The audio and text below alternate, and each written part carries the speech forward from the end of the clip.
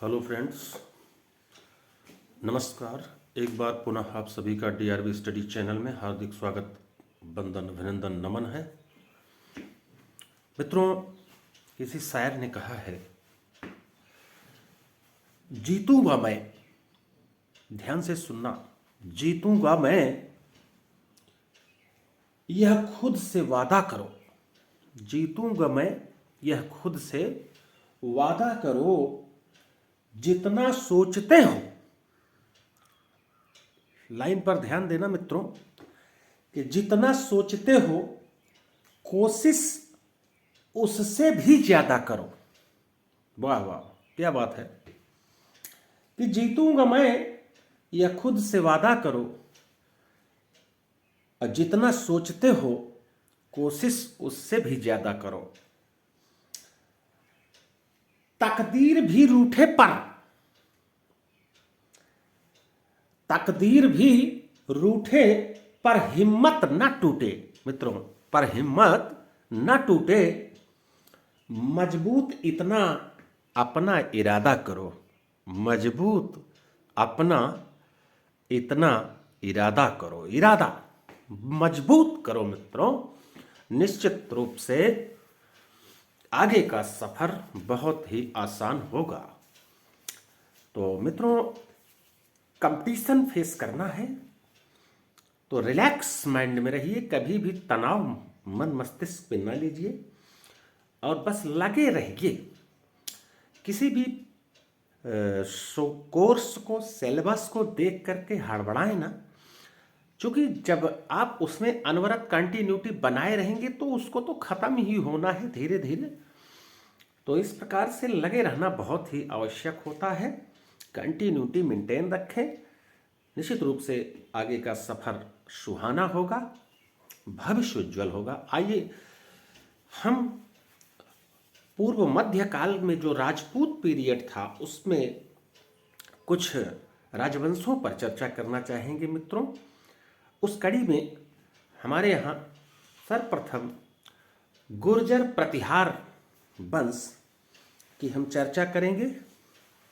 मित्रों, गुर्जर प्रतिहार वंश जो चंद्र बरताई के पृथ्वीराज रासो ग्रंथ है, जिसमें राजपूतों के अग्निकुंड का सिद्धांत प्रस्तुत किया गया था, उसमें प्रतिहार, परमार, चालुक्य और चौहान की उत्पत्ति हुई थी। तो उसी में हम आज गुर्जर प्रतिहार वंश की चर्चा करेंगे, कुछ खास राजाओं के बारे में जो पूछे जाते हैं यूजी पीजी में भी और अदर कंपटीशंस में भी यहाँ से क्वेश्चन बनाए जाते हैं। मित्रों, याद रखना है, गुर्जर शब्द का सर्वप्रथम उल्लेख एहोल प्रशस्ति में मिलता है। मित्रों, यह बात याद रखना है।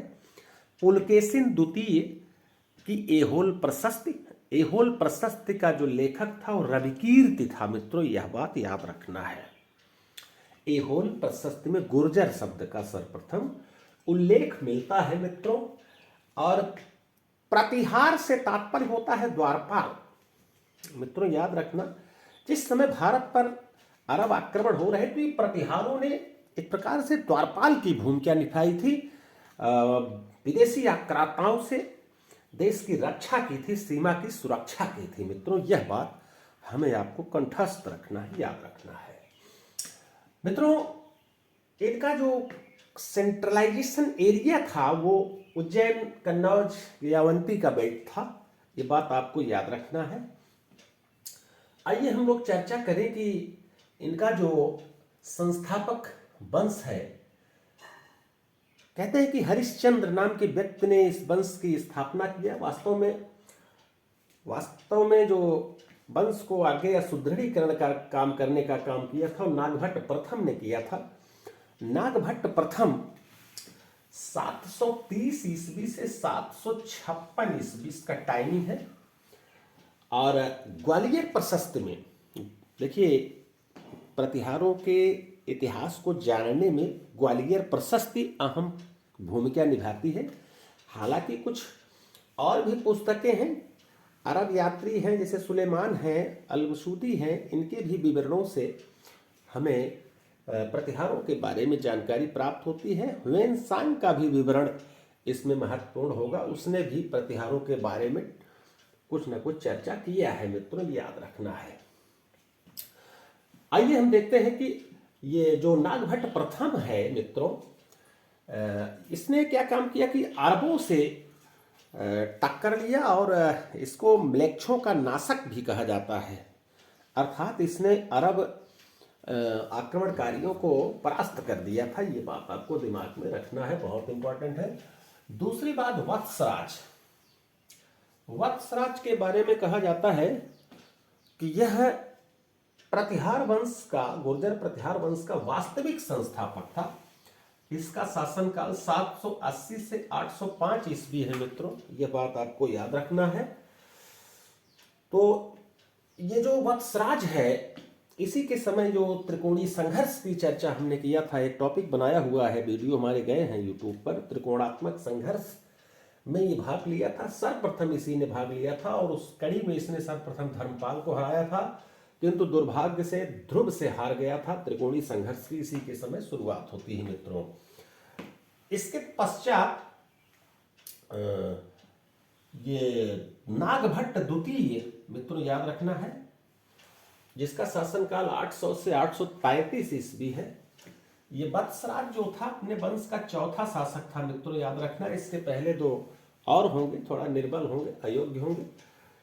तो नागभट्ट द्वितीय 800 से 833 ईस्वी इसका शासनकाल है मित्रों। और इसने कन्नौज की विजय किया और कन्नौज को प्रतिहारों की राजधानी बनाया था मित्रों, याद रखना है। कन्नौज को प्रतिहारों की राजधानी बना दिया था। त्रिकोणीय संघर्ष में ये भी शामिल थे। जब कन्नौज विजय कर लिया तो कन्नौज को अपनी राजधानी बना लिया था, ये बात आपको याद रखना है। तत्पश्चात हम चर्चा करेंगे मित्रों मिहिर भोज की, मोस्ट इंपॉर्टेंट है। मिहिर भोज, जिसने आदिवाराह और प्रभास जैसी उपाधियां धारण किया था। आदिवाराह उपाधि तो बहुत बार पूछा गया है सज्जनों, हर कंपटीशन में। आदिवाराह उपाधि किसकी थी? तो मिहिर भोज की थी। उपलब्धियों की जानकारी ग्वालियर प्रशस्ति से होती है मित्रों। इसका शासनकाल 836 से 885 ईस्वी है और इसने देवपाल, पालवंशी शासक देवपाल को पराजित किया, किंतु ध्रुव से पराजित हो गया। राष्ट्रकूट शासक ध्रुव से पराजित हुआ, किंतु बाद में पुनः यह मिहिर भोज जो था अपने खोए हुए यश और वैभव को पुनः प्राप्त किया। त्रिकोणात्मक संघर्ष में क्या काम किया कि फिर से इसने कन्नौज पर अधिकार आधिपत्य स्थापित करने में सफलता अर्जित की मित्रों। इसकी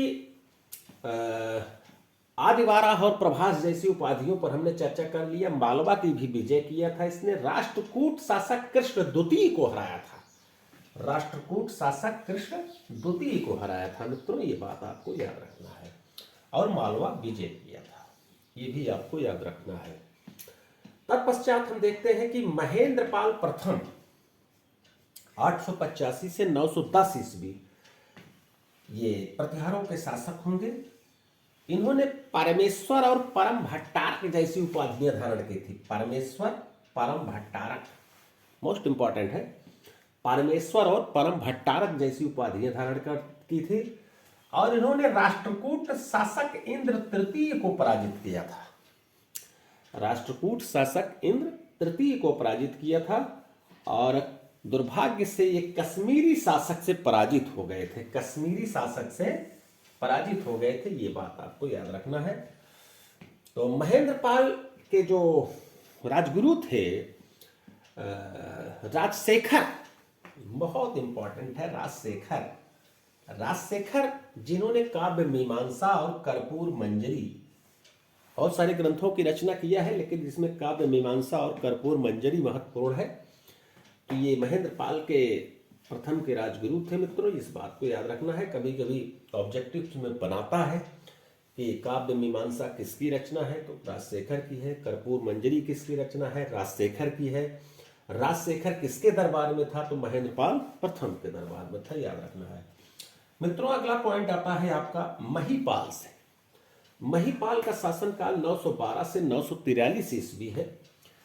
इसके समय में अल मसूदी, ये बगदाद का था, भारत आया था मित्रों, याद रखना है। और यह प्रतिहारों को क्या कहता है, अल गुजर कहता है प्रतिहारों को, और इनके राजा को बौरा कह के पुकारता है, बौरा। अल मसूदी बगदाद यात्री था, बहुत इंपॉर्टेंट है। अब इसमें ये देखना है कि महीपाल के बाद जो इनके उत्तराधिकारी होंगे, त्रिलोचन पाल, यशपाल, ये सब अयोग्य होंगे।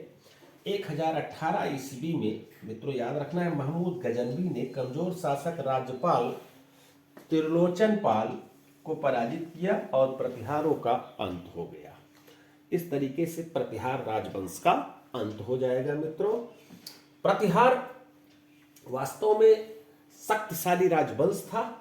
इसके पतनों, जिस प्रकार से उत्तर भारत में आप देखते हैं सम्राट हर्ष ने एक केंद्रीय शक्ति का आविष्कार किया था, उसी प्रकार से ये गुर्जर प्रतिहार भी एक शक्तिशाली राजवंश की स्थापना करने में सफल रहे, किंतु इनके अयोग्य उत्तराधिकारियों के द्वारा ये राजवंश संभाला नहीं गया, जिसके कारण इसका पतन हो गया। इनके पतनों पश्चात इनके जो अधीनस्थ राजा थे वो अपने को स्वतंत्र कर लेंगे, और स्वतंत्र करने के पश्चात नवीन राजवंशों की उत्पत्ति होगी, और उन्हीं राजवंशों पर अगले टॉपिक्स में हम चर्चा करेंगे मित्रों। आज का ये टॉपिक निश्चित रूप से आपको समझ में आया होगा, गुर्जर प्रतिहार वंश। तो मित्रों निश्चित रूप से यह पॉइंट आपके लिए बहुत ही इम्पोर्टेंट है। अगला टॉपिक हम आपके लिए लेके आएंगे चौहान वंश, पृथ्वीराज चौहान पर चर्चा करेंगे, और बीच बीच में पुनः जेजाक भुक्त के चंदेल राजवंश की चर्चा करेंगे। चंदेल शासक विद्याधर और थंग बहुत ही इम्पोर्टेंट हैं, उनकी भी चर्चा करेंगे। हिस्ट्री में तनिक भी तनाव ना ले मित्रों, हिस्ट्री आपको है तो बड़ा विशाल सिलेबस, लेकिन बहुत शॉर्टकट में बहुत ज़्यादा गागर में सागर भरने का प्रयास करूँगा दोस्तों। और अपना सहयोग बनाए रखें, जीवन में सफल होंगे। इसी तरीके से शाम को पुनः वीडियो डालेंगे, और आपको जानकारी के लिए बता दें कि यूपी टेट का फॉर्म आते ही हमारी ऑनलाइन क्लासेस फिर से चालू हो जाएंगी सुबह। और बाकी ये हिस्ट्री, मैथमेटिक्स, रीजनिंग, ज्योग्राफी, सारे टॉपिक्स को हम लेके चलेंगे, लेकिन एक एक पॉइंट को क्लियर कर दे। स्टूडेंट्स की डिमांड पर हम ये पॉइंट डाले हुए हैं मित्रों, घबराइए नहीं। बाकी हमारा सिलेबस रुका हुआ है हिस्ट्री में। बौद्ध धर्म को फिनिश कर दिया हूँ, हीनयान और महायान पर टॉपिक्स हमारा क्लियर हो गया है। अब जैन धर्म की शुरुआत करने चलूँगा मित्रों। उसके पश्चात आगे हिस्ट्री में एंसेंट हिस्ट्री को बढ़ाते हुए फिर मिडवल में, फिर मॉडर्न में प्रवेश करूँगा। पूरा कोना कोना छान मारूंगा, कहीं आपको परेशानी नहीं होगी।